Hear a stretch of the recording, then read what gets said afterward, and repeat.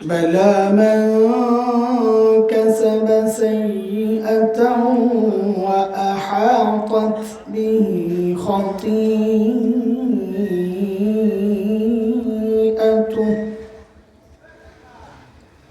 فأولئك أصحاب النار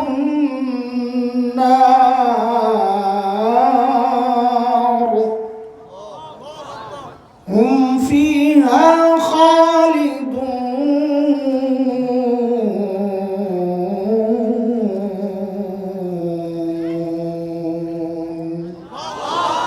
آمنت بالله صدق الله العلي العظيم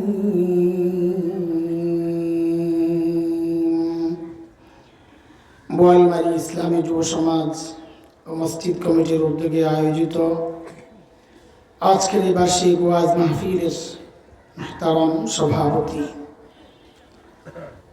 অতিথিবৃন্দ, হযরত উলামায়ে কিরাম, মুরব্বিয়ানে আযম, দূর দূরান্ত থেকে আগত ইসলাম প্রিয় সুধী সমাজ,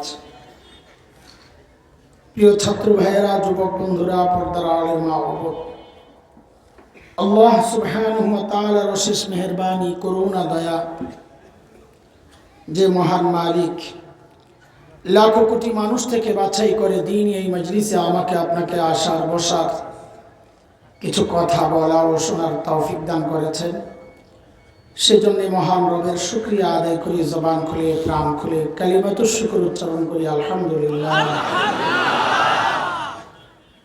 লম্বা সময় থেকে হযরত উলামায়ে কিরামের জবানে আপনারা কথা শুনছিলেন, অনেক রাতও হয়ে গেছে। কথা আমি ছোট্ট করে শুরু করবো, আপনাদের অবস্থার উপর এটা রাবার হবে আর কি। রাবার তো বুঝেন না, টানলে টানা যাবে, না টানলে ছেড়ে দেওয়া যাবে, এক অবস্থায় শুরু করতে চাই আর কি। দোস্ত, আল্লাহ সুবহানাহু ওয়া তাআলা আমাদেরকে মানুষ বানাইছেন। আমাদের দুই পাশে দুইটা ব্যতিক্রম চরিত্রের দুইটা সৃষ্টি আল্লাহ রেখেছেন, একদিকে শয়তান আর একদিকে ফেরেশতা। শয়তানের চরিত্র সম্পর্কে আল্লাহ সূরাতুত তাহরিম এর 6 নম্বর আয়াতে বলেন, লা ইয়াসুনাল্লাহা মা আমারাহুম ওয়া ইয়াফআলুনা মা ইউমারুন। ফেরেশতা চরিত্র সম্পর্কে আল্লাহ বলেন, ফেরেশতারা গুনাহ করতে পারেন না। আমি কি বলেছি একটু বলেন তো? ফেরেশতারা করেন না কিন্তু বলি নাই আমি, কি পারেন না, সেই যোগ্যতাই নেই। ঠিক উল্টা চরিত্রের হচ্ছে শয়তান, যে ভালো কাজ করতে পারে না। এই ভিন্ন দুই চরিত্রের মিশেলে সংমিশ্রণে আল্লাহ আমাদেরকে মানুষ বানাইছেন। মানুষের মধ্যে ফেরেশতা গুণও আছে, মানুষ ভালো কাজ করে। আবার মানুষের মধ্যে শয়তানি গুণও আছে, মানুষ শয়তানিও কম করে না। এ সম্পর্কে আল্লাহ তাআলা কোরআন আল কারীমের সূরা আশ-শামস এর 7-8 নম্বর আয়াত আল্লাহ বলেন, وَنَفْسٍ وَمَا سَوَّاهَا فَأَلْهَمَهَا فُجُورَهَا وَتَقْوَاهَا قَدْ أَفْلَحَ مَنْ زَكَّاهَا وَقَدْ خَابَ مَنْ دَسَّاهَا। মানুষের মধ্যে ভালো করার যোগ্যতাও আছে, আবার খারাপ করার যোগ্যতাও আছে। আলোচনার সুবিধার্থে আপনারা যেন মনে রাখতে পারেন, পড়া মুখস্থ করাই তো আমি, যারা বিগত বছরগুলোতে আমার সাথে ছিলেন, দেখা গেছে এক এক বছর এক একটা পড়া মুখস্থ করাইছি। আজকে একটা পড়া মুখস্থ করাবেন ইনশাআল্লাহ। আমি চাইবো আপনারা আগা গোড়া আমার কথাগুলো শুনবেন, মুখস্থ করবেন, সাথে সাথে বলবেন। গুড়াগাড়া পোলাবেন যেগুলো সামনে আসো, না পারলে কিন্তু মুরগি বানিয়ে দেন।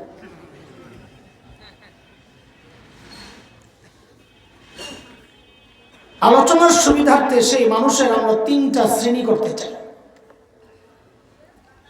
প্রথম শ্রেণী হচ্ছে সর্বশ্রেষ্ঠ শ্রেণী, হযরতে আম্বিয়া আলাইহিমুস সালাম, নবী রাসূলগণ।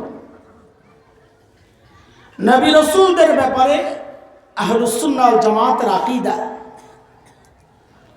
সমস্ত নবী মাসুম, নিষ্পাপ, কোন নবী জিন্দেগিতে কোনো গুনাহ করেন নাই। এই কথাটা আমার সাথে বলেন আপনারা, সমস্ত নবী নিষ্পাপ। কেন নিষ্পাপ? গুনাহ কেন করেন নাই? অনেক কারণের মধ্যে একটা কারণ হচ্ছে আল্লাহ নিজে বাঁচাইয়া দিয়েছেন। আল্লাহ নিজে,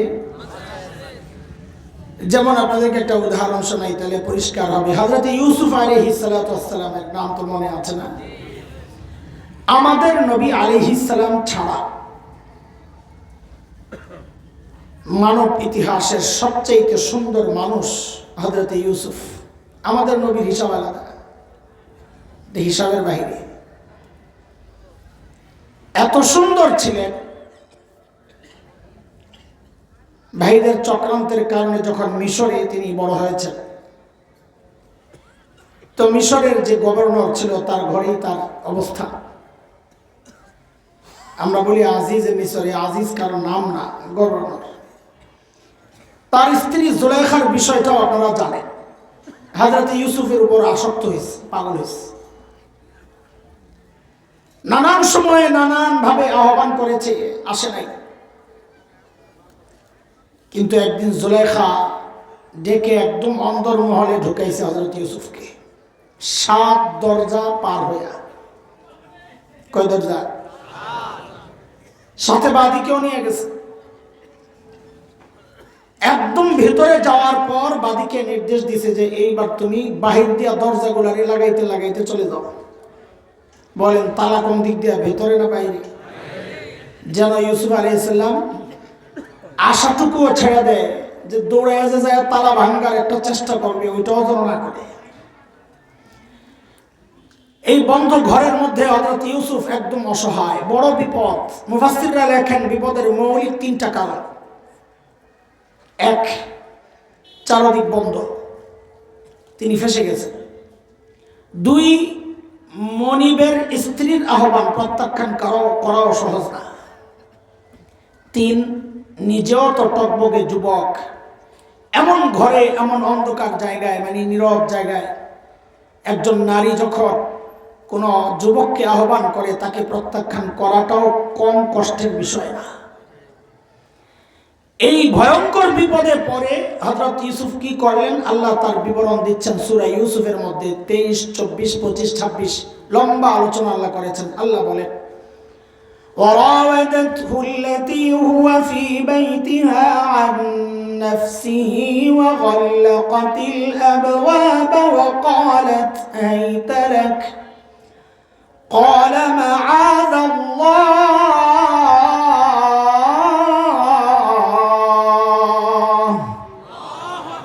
إنه ربي أحسن مثواي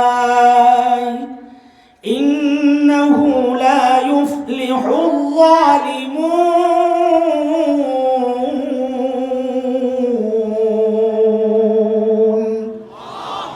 জুলাইখা যখন আহ্বান করছে, আসো ওয়েলকাম, হযরত ইউসুফ দিয়েছেন এক চিৎকার, ও আল্লাহ আমার বাঁচান, মাআযাল্লাহ, আল্লাহ বানা চাই। 24 নম্বর আয়াত আল্লাহ নিজে বলেছেন আমি বাঁচাইছি। কাযালিকা লিনাসরিফা আনহু সুআল ফাহশা। আমি ব্যাখ্যায় যাচ্ছি না, আমি দ্রুত বিষয়টা শেষ করার জন্য চেষ্টা করতেছি।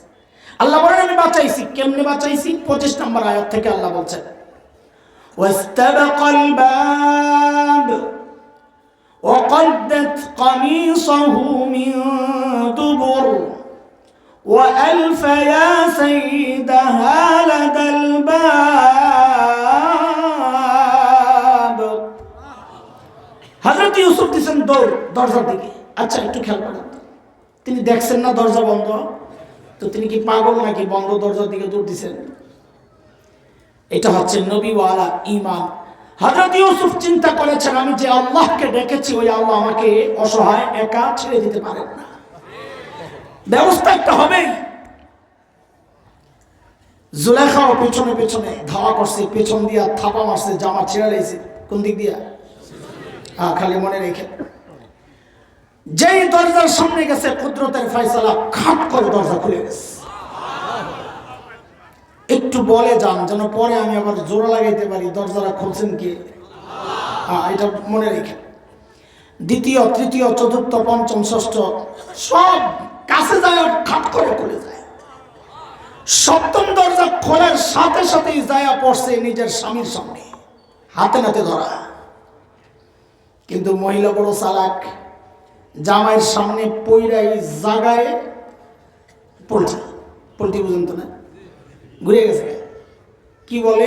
কোরআন বলতেছে, قالت ما جزاء من أراد بأهلك سوء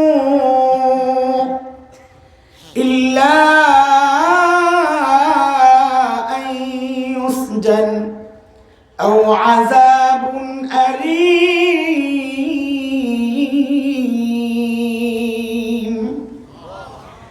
কি বলে? স্বামীর সামনে পরেই পোল্ট্রি। কি বলে? আপনার স্ত্রীর সামনে, আপনার স্ত্রীর সাথে অপকর্মের চেষ্টা যে করেছে তার কি শাস্তি হওয়া উচিত। কি আশ্চর্য!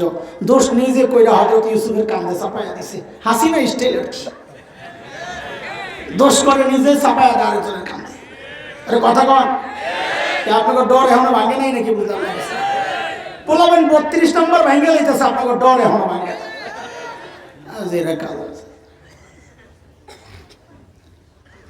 আল্লাহ আজিজ মিশর চিন্তা করতেছে, আরে জুলাইখা আমার বিবি, ওরও চিনি, তুই কয় নাম্বার? ইউসুফকেও তো চিনে। কিন্তু এখন বউয়ের দাবি কি করবে? ওদিকটা বউ কি বলে? শাস্ত্রী নিজেই বলতেছে, কেন বড়দের ঘরে বড়রা বাহিরে যায় মাস্তান, ঘরে যায় বিড়াল। জানেন তো, শাসক বউরাই নিজেরাই এরা হুকুমত কায়েম করে, আইন বউরা তৈরি করে। তো বউ বলতেছে শাস্তি কি হওয়া উচিত, নিজেই বলে, কয় 1 নাম্বার হয় ওরে আয়না করে ঢুকান। আপনি কোন সময় আয়না করে আসিল নি? যেটা আসিল হয়ে আর কি, জেলখানায় ঢুকান। আও আযাবুন আলীম, অথবা রিমান্ডে নিয়ে একটা কঠিন বাড়ি লাগাইয়া দেন, যেন নিজেই কয় অপরাধ করছে। আমরা আগের পুলিশ অবস্থা কি, পুলিশ বাইরের আগে না কই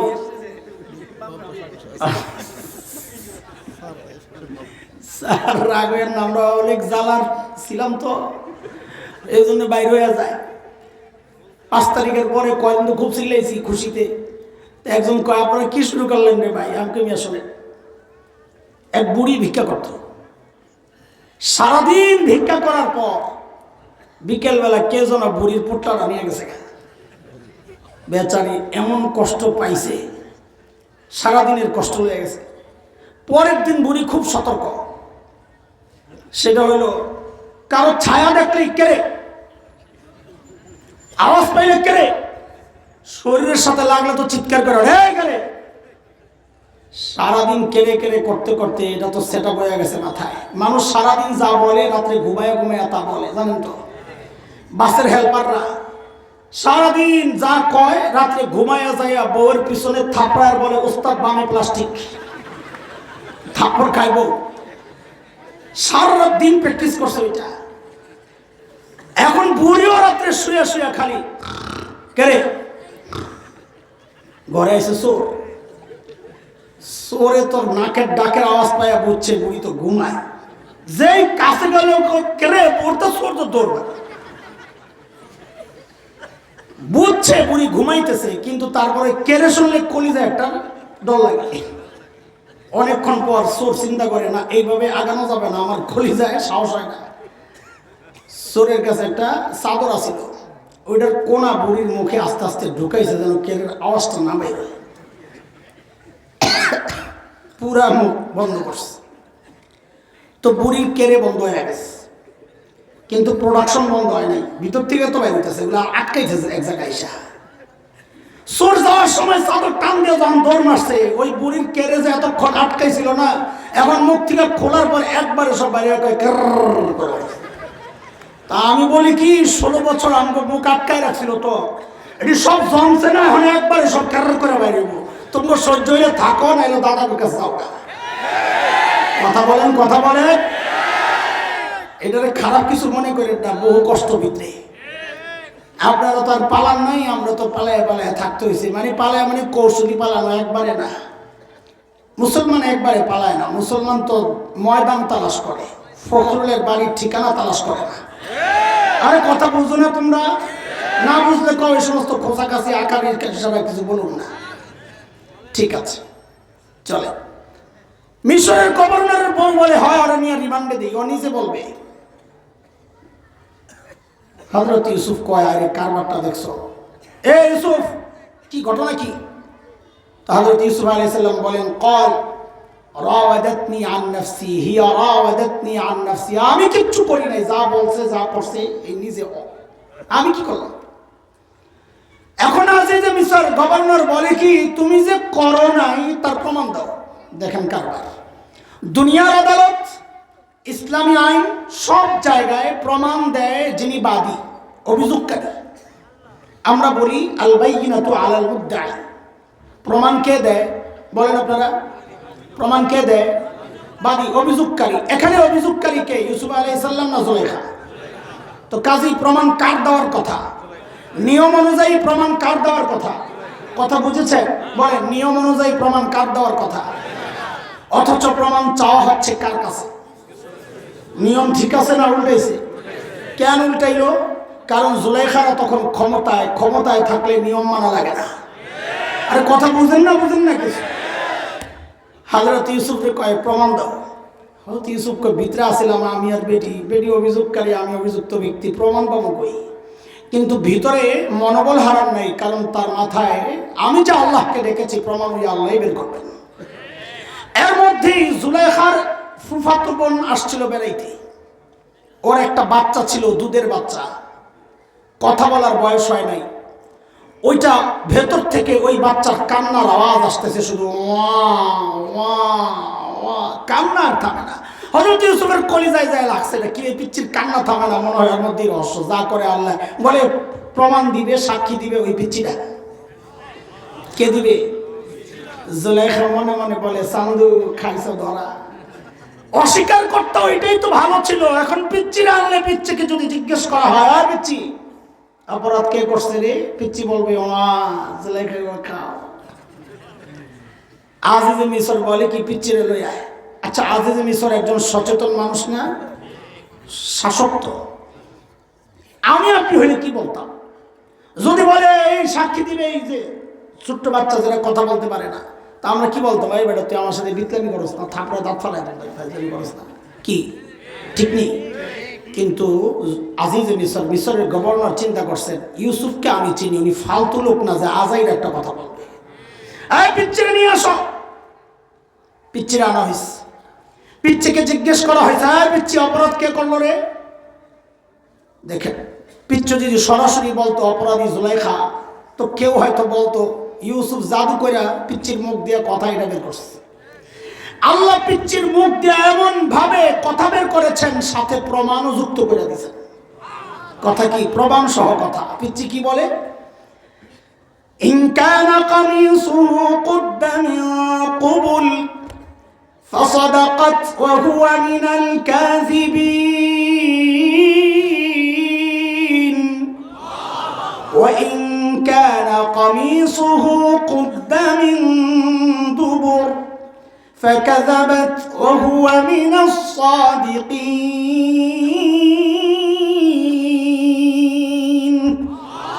পিচ্চি বলে কি, ইউসুফের জামা চেক করে। কি বলে? মনে আসেনি জামা কোন দিক দিয়ে ছিঁড়ছিল? পিচ্চি বলে ইউসুফের জামা চেক করে। যদি দেখেন জামার সামনে দিয়া ছিঁড়া, তাইলে মনে করবেন ইউসুফ অপরাধী, জুলাইখা নিরপরাধ। ইউসুফ ধরতে গেছে, জুলাইখা আত্মরক্ষার্থে ইউসুফকে ঠেকাইতে যায়, আমার সামনে দিয়ে কাপড় টাপড় টানিয়ে ছিঁড়ে গেছে। আর যদি দেখেন জামা পেছন দিয়ে ছিঁড়া, মনে করবেন ইউসুফ পালাতে গেছে, জুলাইখা পেছন দিয়া থাবা মাইরা জামা পেছন দিয়া ছিঁড়ে লেগেছে। আল্লাহু আকবার। فلما رأى قميصه قد من دبر قال إنه من كيدكن إن كيدكن عظيم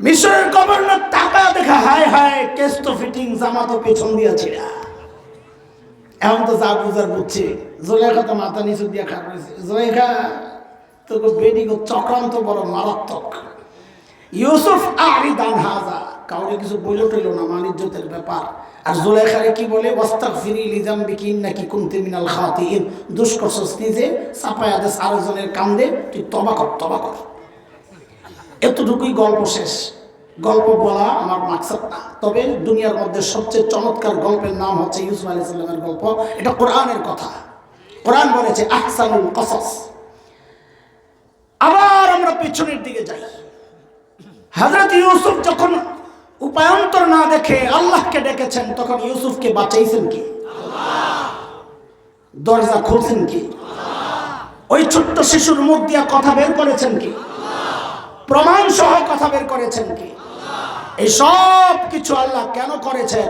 নিজের নবীকে বাঁচানোর জন্য বলেন কিসের জন্য ওই যে আমাদের পেছনের দাবি সমস্ত নবী গুনাহ করেন নাই কেন করেন নাই আল্লাহ নিজে বাঁচায় দিয়েছেন কথা শেষ হয় না এই পর্যন্ত আনছি লম্বা সময় বের করার সময় আমার নাই একটা জরুরি কথা বলার জন্য প্রশ্ন হচ্ছে আল্লাহ কেন বাঁচাইলেন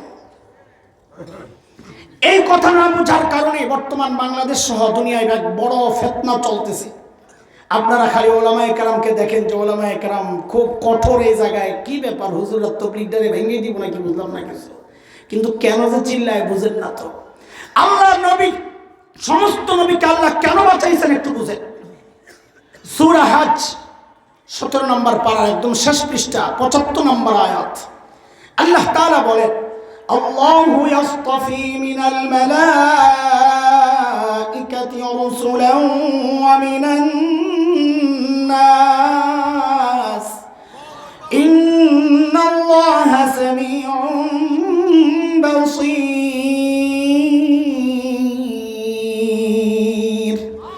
আল্লাহ বলেন রসুল এটা আমার নির্বাচন নবী রসুল কার নির্বাচন রাতের আর দিনের ভোটের না কার নির্বাচন আরে কথা কোন কার নির্বাচন নবীদেরকে কে নির্বাচন করেছে এবার বুঝেন আল্লাহ নবীদেরকে গুনাহ থেকে কেন বাঁচায় রাখছে কারণ কোন নবী যদি গুনাহ করতে তাহলে আল্লাহর নির্বাচনটা প্রশ্নবিদ্ধ হয়ে যেত এই জন্য উলামায়ে কেরাম এই বিষয়ে এত কঠোর কেউ যদি নবীদের সমালোচনা করে অথবা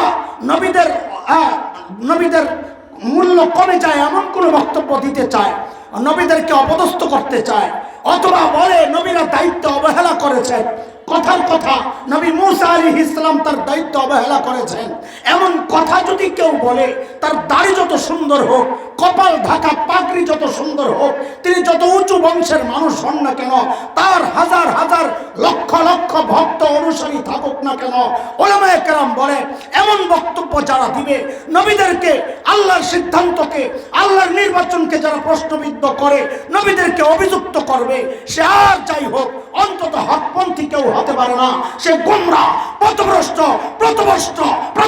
কোনো সন্দেহ নাই আচ্ছা দিয়ে সময় দেব এখন শুনে